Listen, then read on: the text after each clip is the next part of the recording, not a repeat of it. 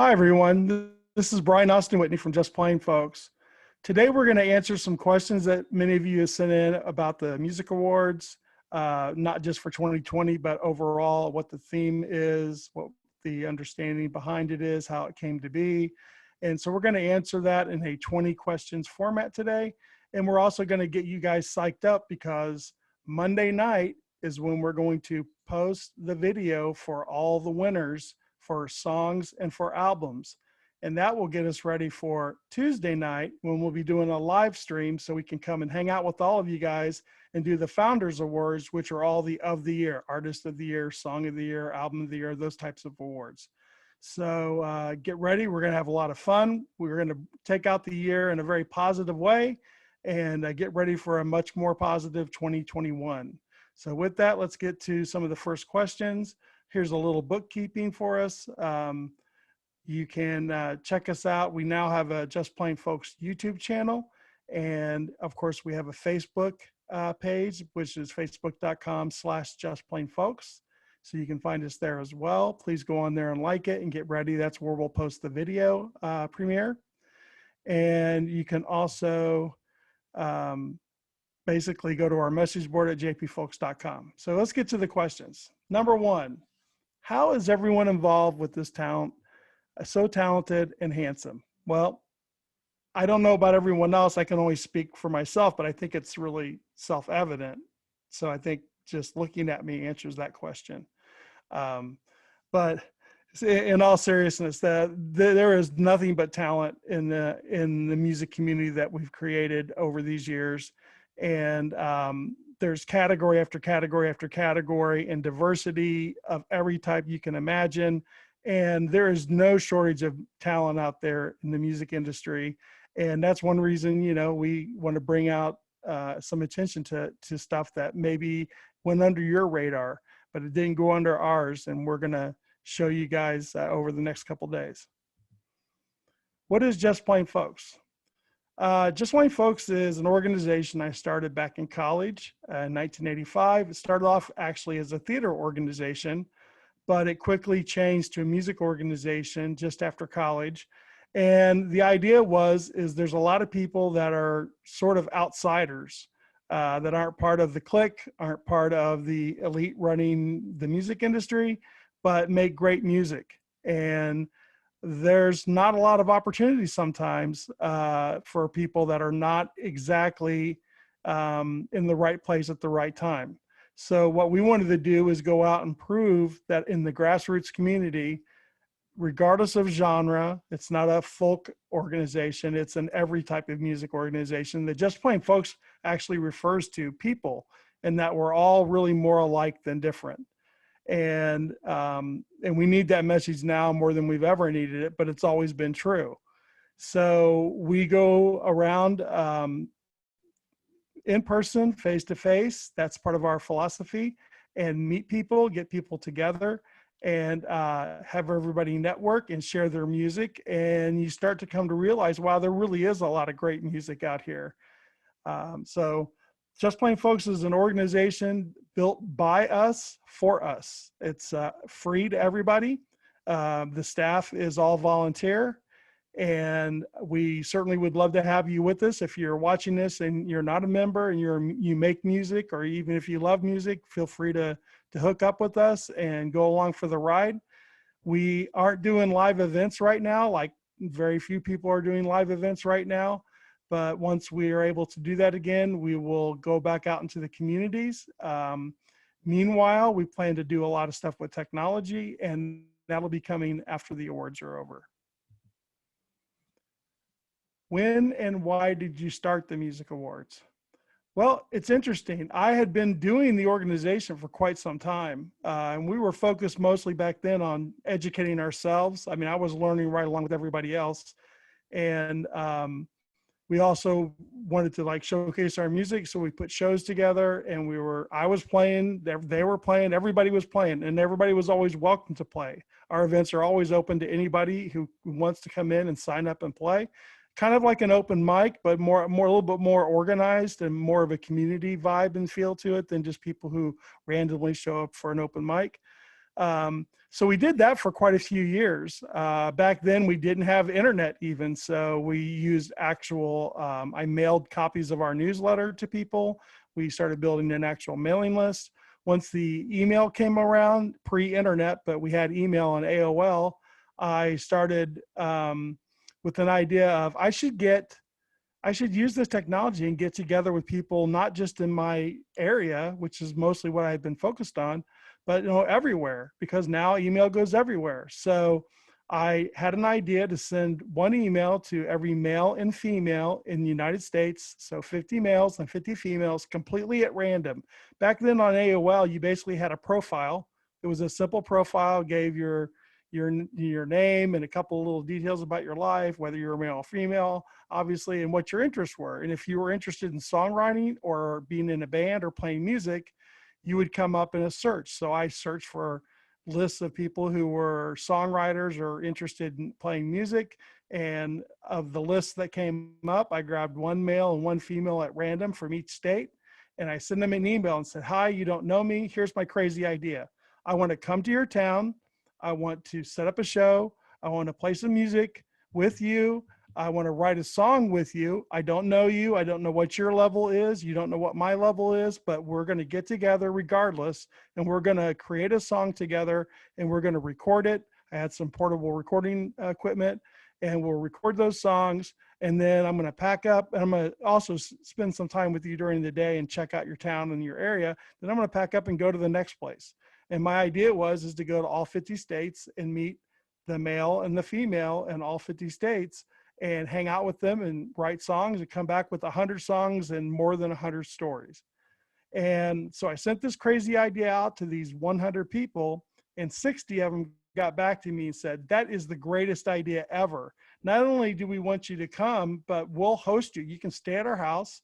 We'll invite our friends over. We'll make it a huge party and we'll all play music and it'll be great. And really, that's how it all really started, on a level that I didn't expect. So the next thing I knew, I was in Nashville, and then I was out in Los Angeles, and then I was everywhere. And the group grew and grew and grew really quickly. And as it grew, people started giving me their music. They gave me their cassette tapes because it was still back in that era.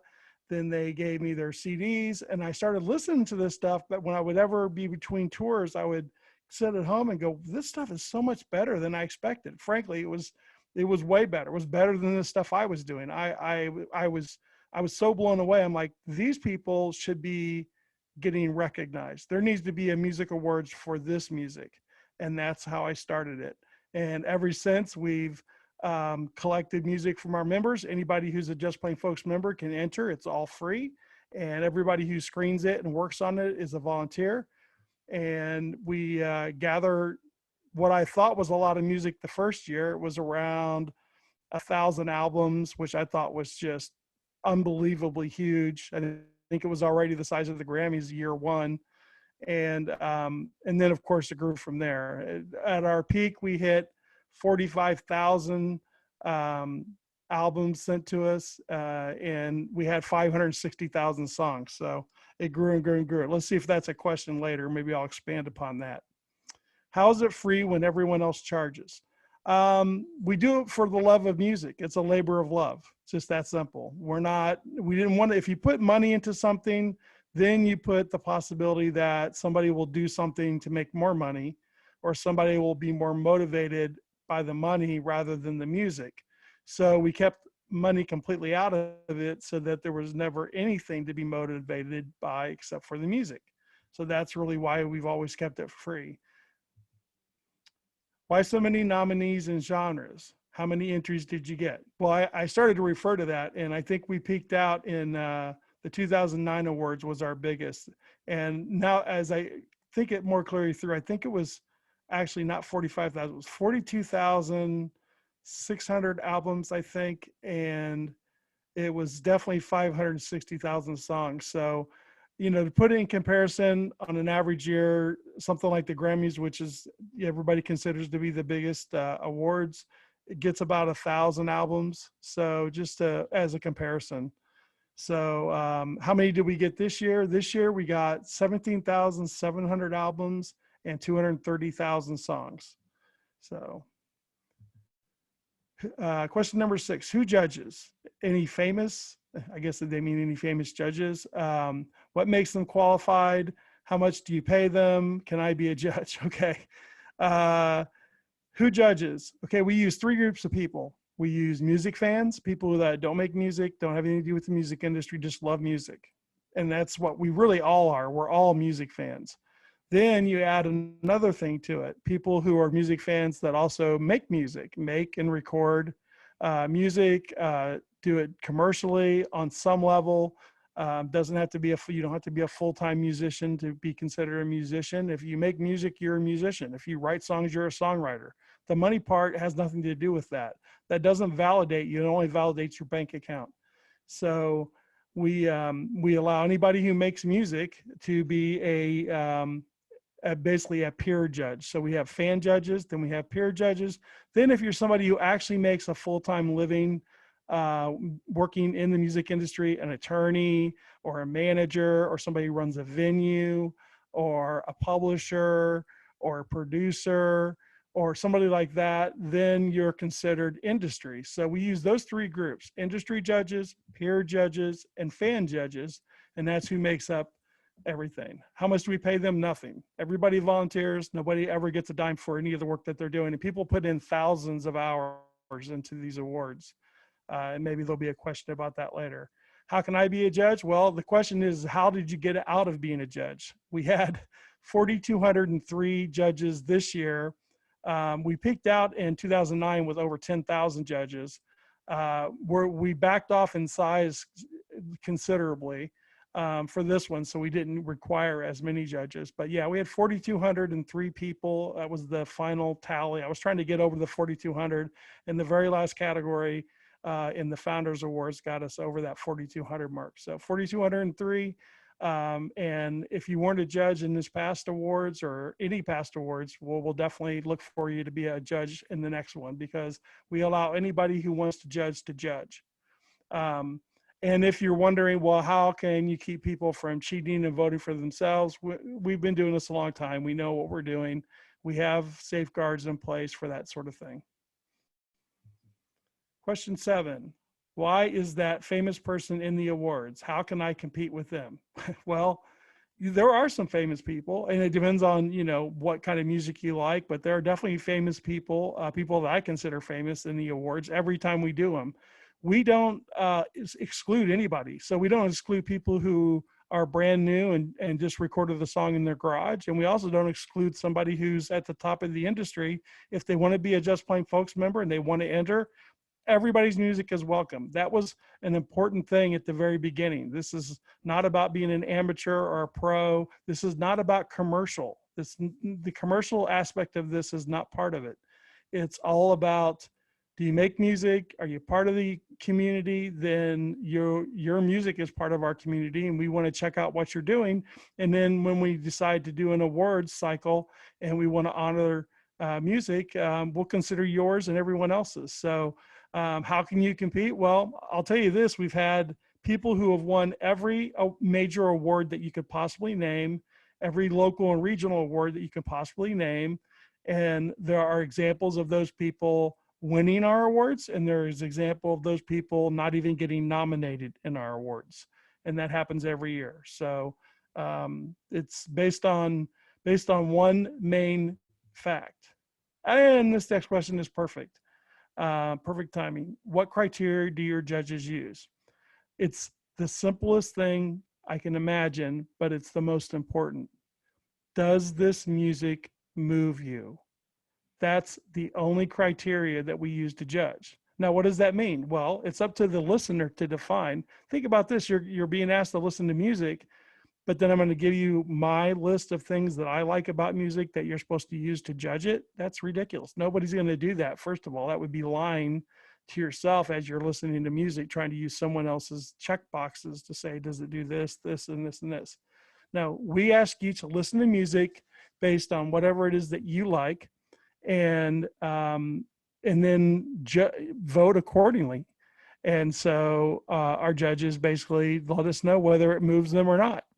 And we do that uh, in everything, all the way through all the different rounds. Now, when we get to the finals and to the nominations, our criteria has to switch a little bit because we've got to pick winners. It can't just be about, yes, this moves me, no, it doesn't. We've got to be a little more specific. So in the very final round, after nominations come out, we ask the judges to rank the songs and rank the albums.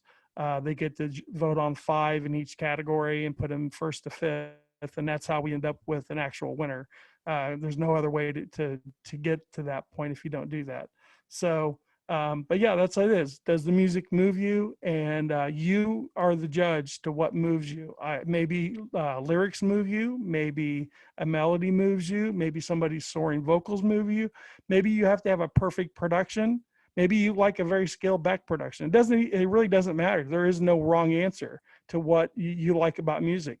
There's songs that I find in the awards every year that I love that don't get out of an early round. They don't connect to other people, but they connect to me. And so, and it's like that for everybody. And there's songs that are in the finals that don't necessarily appeal to me. And then there's songs that I love. And sometimes the songs I love don't win. And that's just the way it goes, because it's not the Brian Awards, it's the Just Plain Folks Awards. It's everybody combined. Okay, question 9. All I have is my home studio. So do I need a full-blown production? No, I was just thinking back in 2003, I'm not going to say the artist's name because I might not get it completely right, but we had a young girl who recorded a song in her bathroom with a single microphone and her keyboard to use like the reverb that was in her bathroom. And she did it into a boombox, and it competed against some Grammy nominees and some people who had won Folk Alliance Awards and things in her singer-songwriter category that she won. And she won it anyway with that simple recording. It was probably the most scaled back and lo-fi recording that ever won an award in our awards. But you know what? It connected to people. People loved it. And so it won anyway. So I can't promise you that you don't get some sort of an advantage if it's recorded better. I would never go out for any kind of awards or contest to be recognized and go out and record something in a way you wouldn't do it for yourself. You know, when you make music, you should make it for yourself first. So you please yourself, and then you hope that what pleases you pleases others. That's the approach that I think you should use. And so never go out and spend money you don't have on a project. It will always backfire. It always does. And do what you can with the talent that you have. Proudly put it out there. And if you don't make it this time, you know what you need to do to make it the next time. And so, no, you don't need a full-blown production. It's just a matter of how much heart and how much can you move the listener. Question number 10. Why all these genres and how do you come up with them? Why is this song or that album in that genre? It doesn't belong there. Everyone knows that blank genre has this type of music, not that. Ooh. And all the years I've done this, that's been the most heated topic. So I'm going to say something that's going to tick a lot of people off who are purists, but I don't respect genres. I'll say that again. I don't respect genres. So what does that even mean? Genres are a tool. Genres to me are a hammer. Genres to me are a screwdriver. You use that to make something amazing. So you use a tool. In our case, I use a genre to recognize the music because that's what I care about. I care about the music. So we use genres as a simple tool to allow us to recognize the widest variety of music possible. So we twist and torture and torment genre names to the nth degree. We do. If you just read the genre title and you expect everything to be what your preconceived notion is, it's not going to happen. Now, it's not that we don't want to please people. We know that if you want to hear country music, you're probably not looking for death metal or vice versa.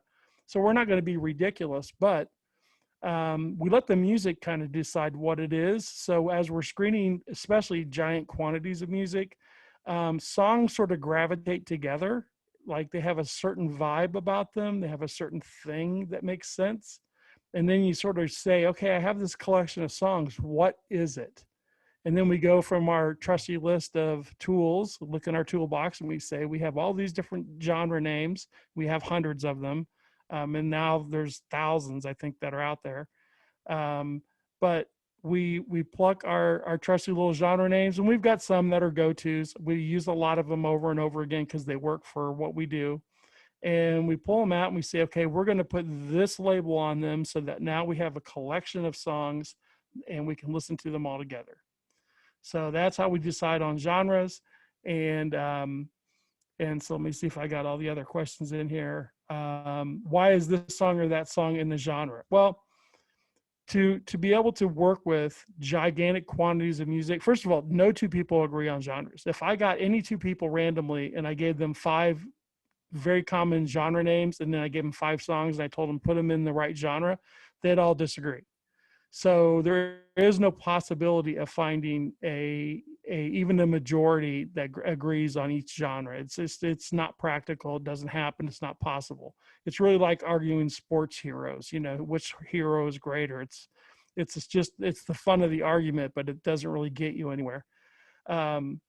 So we can't get people to agree on genres. So we have to say, okay, this is our definition internally. So we talk to our judges. Our judges know what we're looking for. They have a feeling for what we're going for with the collection. And then sometimes we have a song that just frankly doesn't fit anywhere naturally because it has elements of different genres in it.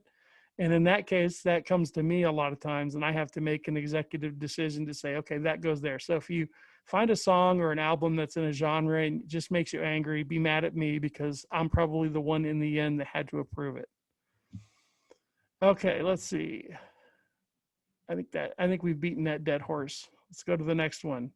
Question 11, who could or who would listen to all that music? Well, that's a good question because we don't do the music awards every year because first of all, there's too much music being made and too much being submitted to us for us to get through it all. And we don't vote on music that we don't listen to. Now, some awards, including very famous awards, don't even require judges to listen to the music before they vote. They vote on a list of names.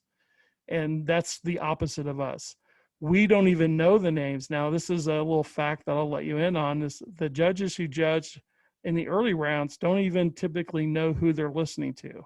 They're just listening to mass quantities of music. They have no background, no information, and they're making decisions. And that's best because you don't want people going, oh, this is such and such, or that's such and such. And and then they listen differently, they can't be unbiased. So we just zip the music by them. And I guarantee you when you're listening to hundreds or thousands of songs, and you don't really have a list of who all these people are, whether they're famous or known or otherwise, it makes it way easier than having to do the mental gymnastics to not be biased for or against something. So who will do it? Obviously, there are people out there that will do it. I will say it was harder this year to get people. I know people are so concerned about other more important issues this year. So that certainly was kind of a difficulty even before this year, because actually the judging took place the year before. That's when it ended. But in any given year, people have a lot of things that they're doing, and people are sort of buried in social media and not listening to music as much. So that's a human condition that I can't address here. But we do find people in all 3 of those groups that are enthusiastic, not just willing, but enthusiastic to jump in and dig into more great Just Plain Folks Made music. Question number 12, how many countries does Just Plain Folks reach, and how many have been nominated in the awards? How about this year? Well, we have members in 185 countries, which is not every country, but it's most every country that has a free society. Some less free than they used to be. And so 185 countries, I know in the last awards we did that we had, just at the award show, this is not nominated, at the actual award show itself, we had people from 42 countries. So that was incredible. We had people from every continent perform at the last 3 awards in a row. We even had somebody from Antarctica, believe it or not, participate. He was a judge. So um, this year, I don't have an exact number. I can probably get that, and maybe I'll put that out as a little factoid at some point in time. But I know it's over 40. I know it's over 40, but I don't know. I really don't know how many it is exactly. Question number 13, how are judges chosen? I think I've kind of gone over that. They're just people who volunteer, and do they meet one of those 3 categories? It's just that simple. Question 14, how many rounds of judging are there? Okay, so I can't tell you everything about how the entire music awards works. We got to keep a couple things proprietary. We put a lot of work into developing how to judge this much music, but in essence, there's 5 early rounds, and then there's a nominations rounds, which gets us to the winner. And so the first round is, it's not even really a round. It's basically mostly me and a couple other people mass going through music and listening, not for quality, but for genre. Because when you get 42,000 albums like we did one year, somebody has to go through and get us to a starting point. Because if I've got judges who have expertise in certain genres, I don't want to waste their time going through just every genre all at the same time, and they're not going to be super good at it or enthused. So a lot of times that falls to me. That's where I do the most heavy lifting, is right at the very start. And some years they come in gradually over time. Like this previous awards, actually, I'm the one that put everything in its starting spot for genres, because they came in very gradually. And this current award cycle represents music made primarily between 2010 and 2016 going into 17. So I'll say 2017, because I know there are some that were released right before the end. So 2017 to 2010, that's the widest gap we've ever had. And there's a myriad of reasons I'm not going to go into now. I've gone into those previously. But we have a really wide range of time. So that's a factor, but we don't care about that. And I'll talk about that. I think there's a future question about that, so I'll go more into that later. So those are the rounds. And each round whittles it down, whittles it down, whittles it down, whittles it down. When nominations come out, we're a little different than your average awards. A lot of times you'll see nominations, here are the top 5 songs.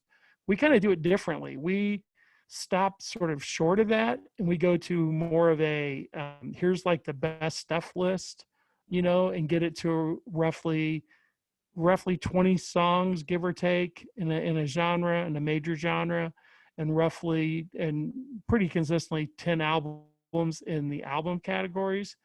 And keep in mind, whereas the Grammys have, I think, 5 songwriting categories, we have 63.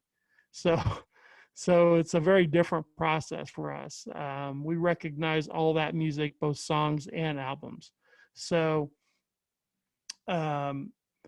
we have the 5 rounds. We whittle it down each round, and then when we get to nominations, instead of going down all the way to a tiny number, we allow the last round of judges to sort of shape that. And instead of saying, here are the top 5 or top 6 nominees or top 4 nominees, what we do is we announce the top 6 finals in songs and top 4 and albums in order. So you get a 4th place, 3rd place, 2nd place, 1st place. Because I go back to this. What is the purpose of doing an awards? It's to bring positive attention to worthy music.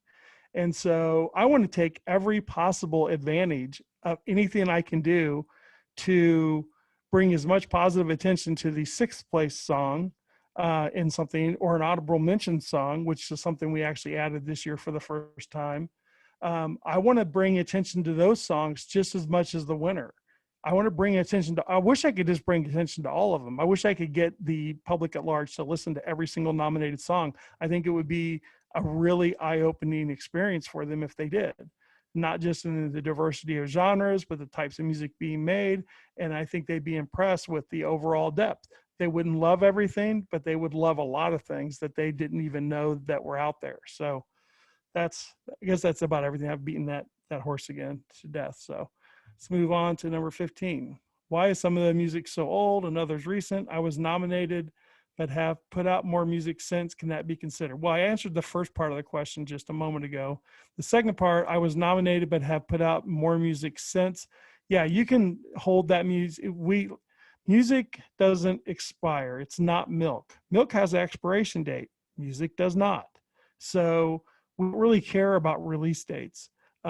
We give you one shot, so you can't keep entering the same thing over and over. And there's some paid contests that let people enter the same song that loses every single year by people who only write a handful of songs. It's a sad situation. No, we don't do anything like that. You get one shot to enter your music. I don't care how old it is. If we have a window of time like 2010 to 2017, that should include a lot of your music. So we'll give you a window of time. Anything that was put out after our last cutoff in 2016, late 2016, when we cut it off, anything that's been put out since then would be eligible for the next one, assuming I'm around long enough to do another one. Question number 16, how can I hear all this music? I want to see how I compare. Thank you for asking that question. I have created Spotify playlists that has the top 6 songs in every song category, all 63. I am still working on creating a list that will include all of the album winners. I'm going to start there. And if I get super motivated and have the time to do it, I'll add the top 4 albums onto a one long playlist, and you can just pop it on and listen to it and see how you compare. But please check this stuff out. It's Brian Austin Whitney at Spotify. I will be providing links and all that information. I'll hit you over the head with it multiple times before we're all done. I haven't released those playlists yet, so don't go look for them now. After we've announced the awards and we've all had the excitement of that, then I'll start doing things like releasing all the public playlists so that you can check all that out. We'll be talking about it on our YouTube channel. So please go ahead and subscribe over at Just Plain Folks at YouTube. I think we have 3 subscribers. We just started it today. So you might be watching this video on that channel right now. So, but subscribe to that and help us build this from scratch, because this channel is going to be for and about you. So we want you to get involved. 17, why did it take so long to announce the winners?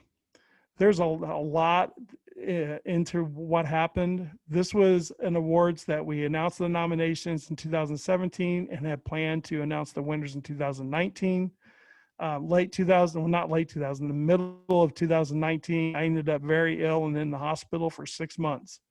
And fortunately, a very daring and brave doctor saved my life. And I got out of the hospital after 6 months and did my rehab and got through my rehab in January of 2020. And then we all know what happened. So we weren't able to do an award show in person. We had planned, like every previous awards, to do one in person, but we weren't able to. So this is the best that we can do on short notice, and I hope that it will do us proud in the end. Question 18, when are you announcing the winners? And when will you have the live stream for us to all get together and celebrate virtually? So here's the plan, and hopefully the plan goes through as we hope. We're going to post the winners on Monday night on Facebook and YouTube on a pre-recorded. Basically, it's just going to be me sitting here at the microphone. We're going to record it right after this, actually. Me announcing the top 6 songs and the top 4 albums in each category. And then we'll have that up for you guys to watch and look at. We'll also post text versions of it on our message board at jpfolks.com. And, so please register there as well and feel free to make comments. And then on Tuesday, the plan right now is to do a live stream on Tuesday so that you guys can come, and it'll just be me on the laptop with Linda, my wife. You guys, most of you know her. she'll pop her head in and we'll answer questions and talk and have some fun. And that's when we'll announce live on the air the Founders Awards, which are all the of the year awards. So I hope that you guys will join us for that. I want to see all the faces and little names on there. And if you're not friends with me on Facebook, please send me a friend request. Join our Just Plain Folks fan page on Facebook at jpfolks.com slash, I'm sorry, facebook.com slash Just Plain Folks. And we also have a Just Plain Folks on Facebook group. So they have different capabilities. So if you want to join all those, that'd be great. So we'll be posting more information on all that, but this is your notice that get ready. The winners are going to be out Monday night, then the Founders Awards on Tuesday night. 19, how can I make money with digital sales ripping us off and the venues closing and no one buying music anymore? That's not a question I'm going to address now, but the good news is that now that we have a Just Plain Folks YouTube channel, those are questions that we are going to be addressing, and we've got some solutions, believe it or not. So we've got some things to deal with the fact that we're not playing in venues, and we've got some ideas, and we're also going to get the ideas of the people, because believe me, there are a lot of very innovative people that are still making a living with their music, and they're facing the same odds and the same problems that you are, but a lot of them have some good ideas, and there are some methods and madness. So if you're willing to go along with that for that ride with us, we hope you'll join us on YouTube as we answer those questions.